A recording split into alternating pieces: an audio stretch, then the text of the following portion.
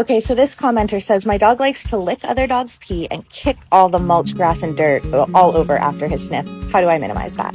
I'm Gabrielle Johnson, certified dog behavior consultant with a bachelor's degree in psychology and sociology, and I specialize in aggressive behavior and nervous system dysregulation. So first of all, let's talk about what these behaviors are. So dogs are a little bit like snakes. Dogs have a special organ on, let's see, what is this? On top of their mouth, up behind, I need coffee. Here, I have an organ there that helps facilitate smelling. And so like a snake, you know how a snake goes like, and then like pulls in the scent molecules basically and presses them up there. And so the snake's getting more information. Forgive me if I'm not explaining snakes exactly right.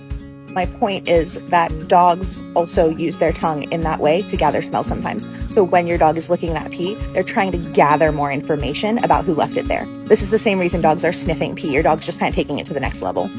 When they smell another dog's urine, they're gathering a ton of information about that dog's sex and age and emotional state and what they've eaten, and probably a bunch of stuff that we don't even know yet. And you're seeing something very similar probably with the kicking afterwards. That's also very social. Your dog is spreading their scent.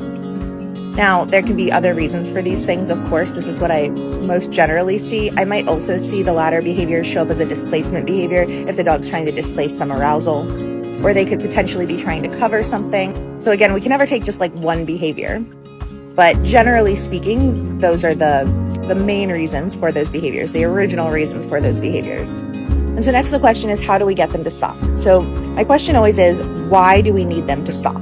Is this behavior harming them or someone else or you? And it grosses me out and makes me want to throw up is a totally valid reason. So in any of these circumstances, anytime my dog is doing something like that and I want to get a move on, I want to have a nice cue in place. That means let's go. Honestly, I love using a hand target because it has so many uses and we tend to always remember to reinforce it. But a nice cue like, let's go, and then a toss treat for them to chase and find, assuming that's appropriate to your behavior management plan. And obviously, I want to teach that skill ahead of time. Pattern games, a 1, 2, 3 can be a nice wind down too. On 3, I'm going to toss a treat for you to go get.